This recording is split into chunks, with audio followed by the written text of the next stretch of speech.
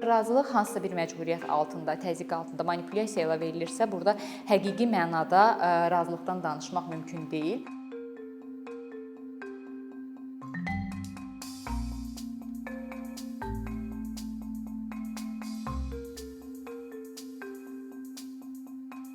Biz bugün razılıq anlayışından müəyyən bir çərçivədə əsasən razılıq anlayışından danışacağıq.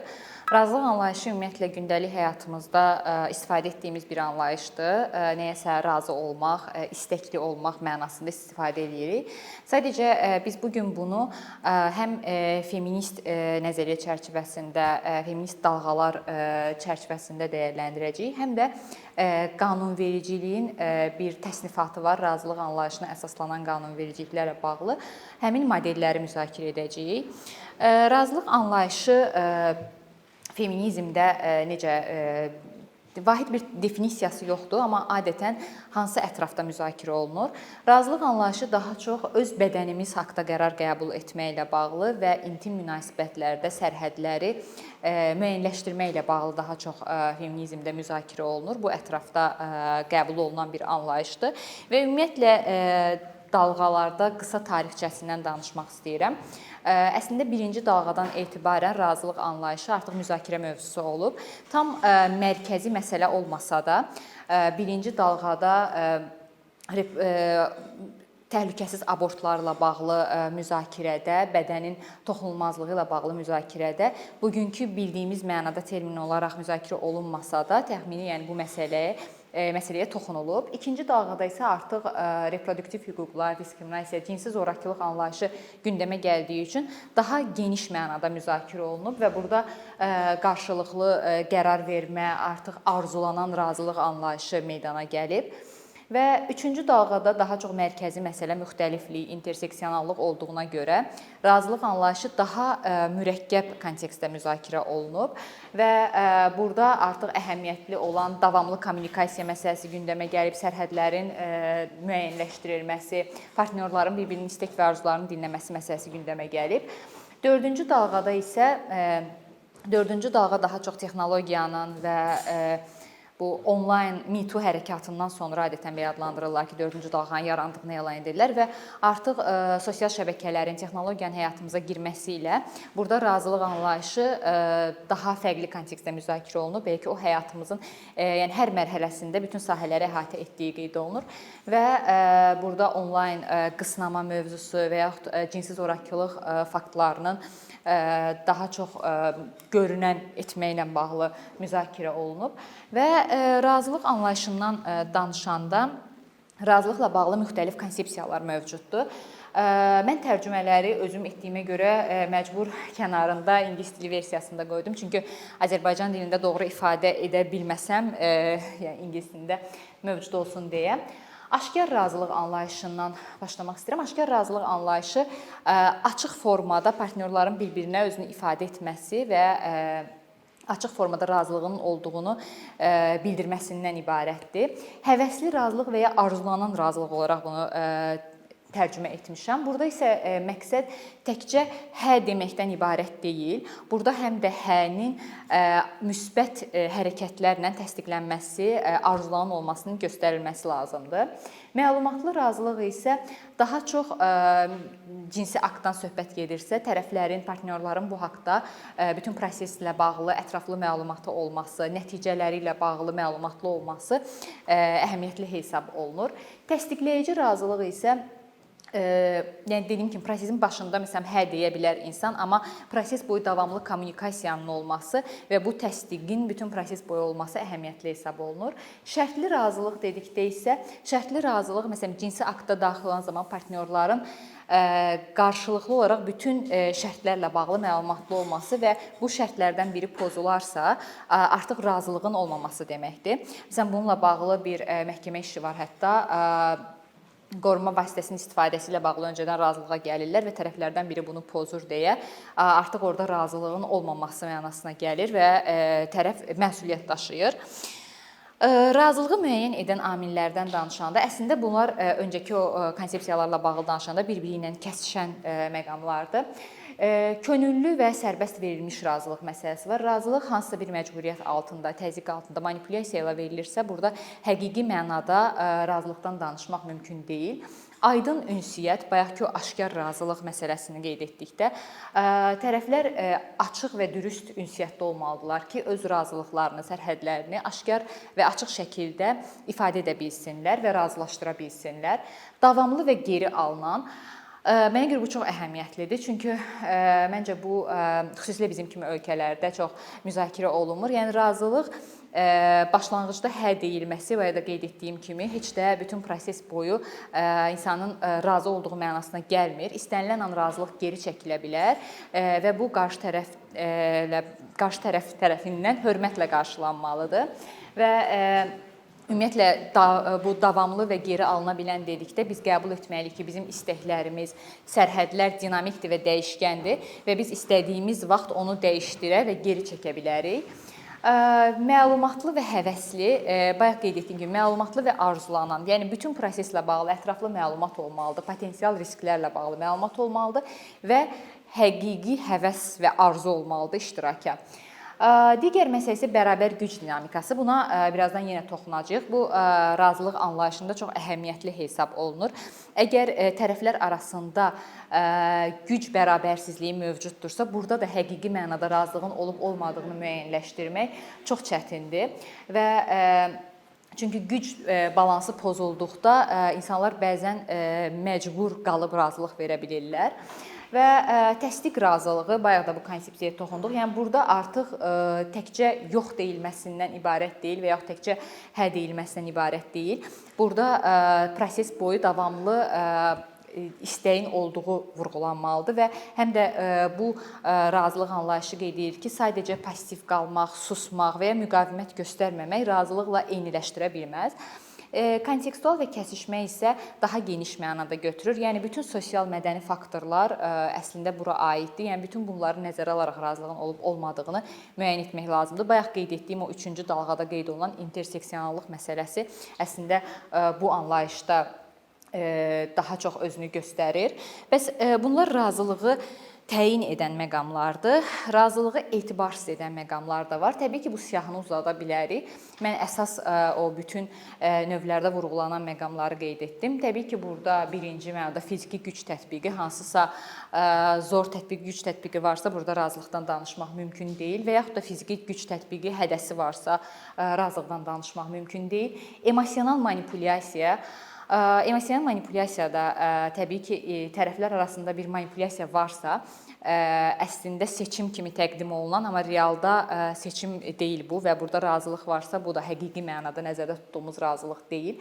Çünki ola bilər ki, manipulyasiya ilə razılıq verməsə mənfi nəticələrlə qarşılaşacağına dair manipulyasiya edilir və buna görə razılığa məcbur olur.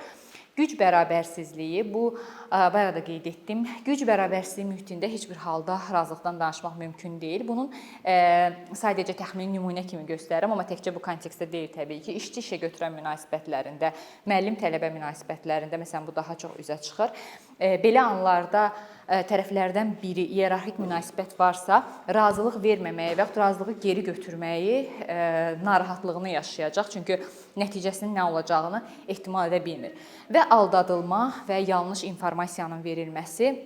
Burada da təbii ki, yanlış informasiya verilirsə, tərəflərdən biri aldadılırsa, bu halda razılıq mövcud olduğunu deyə bilmərik. Bununla bağlı da maraqlı bir iş var idi. Əkiz qardaşlardan biri digərinin sevgilisi ilə cinsi əlaqəyə girir və sevgilisi əslində öz sevgilisi olmadığını və onun əkiz qardaşı olduğunu bilmir və sonradan öyrəndən sonra məhkəməyə verir. Yəni burada çox aşkar aldadılma var.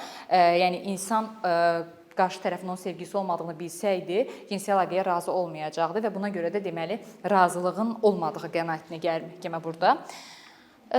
Güc, istismar və imtiyaz anlayışları ilə bağlı, güclə bağlı bayaqdan qeyd etdiyimiz məsələlər burada da gündəmə gəlir. Dediyim kimi, təkcə iyerarxik münasibət çərçivəsində yox, həm də cəmiyyətdə olan güc bərabərsizliyi də buna təsir edir və insanlar daha çox mənfi nəticələrdən qarşılaşa biləcəklər, razılıq olmadıqda qarşılaşa biləcəyi nəticələrdən ehtiyat edərək razılıq verirlər. İmtiyazlar da eyni ilə cəmiyyətdə bəlli sosial, iqtisadi qruplar, ümumiyyətlə müəyyən qruplar var ki, onlar daha imtiyazlı hesab olunur və həmin imtiyazlı qruplar öz sərhədlərini, öz arzularını daha rahatlıqla ifadə edə bilirlər, daha rahatlıqla sərhədlərini qura bilirlər. Nəinki həssas qruplar və imtiyazlı olmayan qruplar.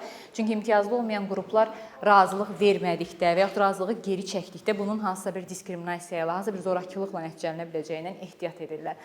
İstismar da eyni ilə istismara məruz qalan insanlar və yaxud əvvəldən istismar təcrübəsi olmuş insanlar özlərini təhlükəsiz hiss edə bilmirlər və burada da onların verdiyi razılıqla bağlı bayaq qeyd etdiyimiz bütün məqamlar diqqətə alınmalıdır. Çünki bu bəzən həqiqi mənada, nəzərdə tutduğumuz mənada razılıq olmaya bilir. Razılıq anlayışından sonra daha çox hüquqi modellər haqqında danışmaq istəyirəm. Burada da dediyim kimi, yəni sadəcə bu modellərdən ibarət deyil, müxtəlif formada klassifikasiya olunub. Qanunvericilik nümunələrinə görə modellər təyin olunub və o modellərdə hansı məqamın razılıqda əsas götürüldüyünü nəzərə alaraq modellər formalaşdırıblar.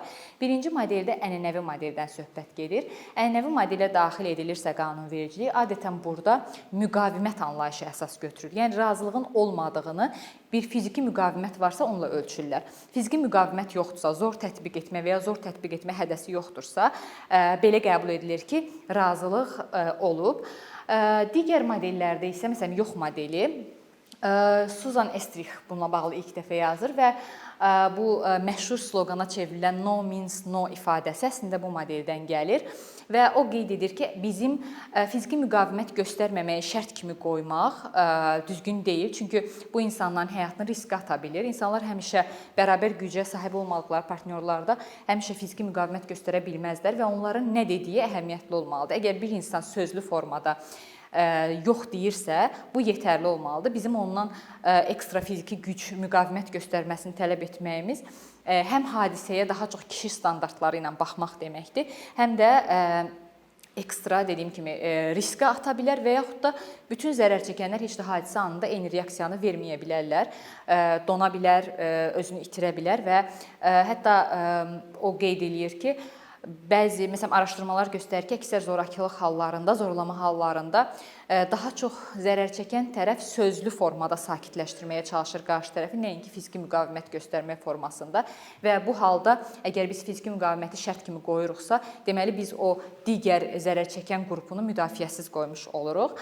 Həm də bu modelin üstünlüyünü onda hesab edirlər ki, birinci məhkəmələr üçün daha asan olur fərqləndirmək, çünki burada aşkar bir deyilmiş, ifadə olunmuş bir yox var.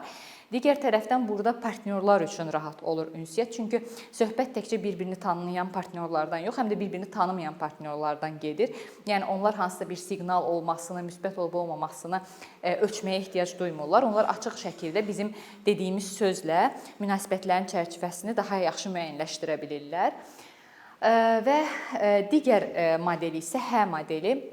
H modeli daha geniş mənada götürür və burada söhbət təkcə verbal ünsiyyətdən getmir, nə ifadə etdiyimizdən getmir, həm də siqnallardan gedir. Yəni burada həm də davranışların müsbət olması əhəmiyyətli rol oynayır və onlar qeyd eləyirlər ki, bunu yox modelinə tənqid olaraq qeyd eləyirlər ki, əslində insanlardan tələb etmək ki, aşkar şəkildə yox deməlisən, bu da düzgün deyil. Çünki onlar qeyd edir ki, bəzən hadisə zamanı reaksiya hadisədən sonra gələ bilir və heç də hamı anında sözlü formada reaksiya verə bilmir. Ona görə biz sözlü formada reaksiya verə bilməyən insanları da qorumalıyıq və daha geniş çərçivədə götürməliyik və buna görə təkcə söz yox, açıq hə deyilməsi əhəmiyyətlidir, amma həm də müsbət mənada siqnallar olması əhəmiyyətlidir. Bu modeldə çətinlik ondan ibarətdir ki, bayaq dediyim o yox modelində olan bir-birini tanımayan partnyorlar üçün həmin siqnalların oxunulması bəzən asan olmaya bilir və əslində bu modellərin, yəni o son 3 modelin sübut etmə məsələsi də problem yaradır bəzən. Və münasibət modeli isə digər o 2 modelə nisbətdə daha geniş mənada götürür. Burada artıq həm davranışların oxunması, həm sözlü formada reaksiya əhəmiyyətli hesab olunur, amma yetərli hesab olunmur. Hətta burada niyyət məsələsi də artıq ortaya gəlir. Dediyim ki, burada spektrin çox geniş olması zərər çəkən baxımından əhəmiyyətlidir ki, daha çox zərər çəkəni əhatə edir və bu təsnifata düşə bilir. Amma qarşı tərəf üçün biraz problem yarada bilir, çünki bəzən günahsız halda da cəzalandırma ola bilir. Buna görə bu modelin də tənqidi daha çox geniş götürülməsi və bəzən niyyətin oxunulmasının mümkünsüz olması ilə bağlıdır. Və bu modellərdən sonra Azərbaycanda zorlama haqqında qanunvericiliklə bağlı qısaca danışmaq istəyirəm. Azərbaycanda zorlama ilə bağlı maddədə zərər çəkmiş şəxsə və ya başqa şəxslərə qarşı zor tətbiq etmək hədəsi ilə və yaxud köməksiz vəziyyətdən istifadə etməklə. Mən bayaq danışdığım bütün modelləri danışanda insanların anlaqsız vəziyyətdə olmağını nəzərdə tutmurdum. Bunu sonradan deyirəm, amma daha çox yetkin şəxslərin və anlaqlı vəziyyətdə olan şəxslərdən söhbət gedir həmin modellərdə. Yəni heç bir maddənin təsiri altında olmayan, heç bir içki təsiri altında olmayan şəxslərdən söhbət gedir. Azərbaycanda qanunvericiliyin o hissəsini, köməksiz vəziyyəti kənara qoysaq, görürük ki, daha çox zor tətbiq etmək və zor tətbiq etmə hədəsinin, yəni bizim bayaq danışdığımız o ənənəvi modelə daha çox uyğun gəlir. Yəni adətən Azərbaycanda əgər bir fiziki müqavimət yoxdursa, bir görünən zədə yoxdursa, bunu sübut etmək daha çətin olur və məhkəmələrin bu haqqda müsbət qərar verməsi də daha çətin olur.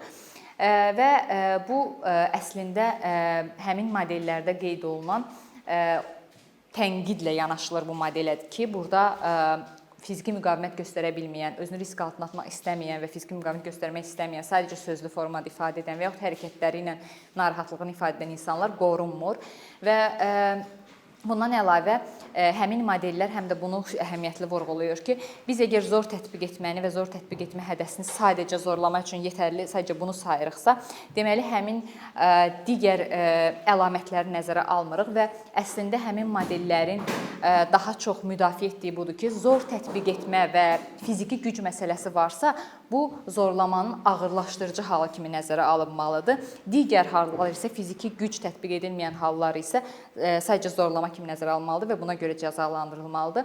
Çünki zor tətbiqi varsa və zorlama halı varsa, insan iki azadlığından həm zorakılığa məruz qalmamadan, həm də seksual toxunulmazlıqdan məhrum edilir. Yəni iki problemlə üzləşdiyinə görə iki ağırlaşdırılmış hal kimi nəzərə alınmalıdır. Digər hallar isə zorlama halı kimi qiymətləndirilməlidir.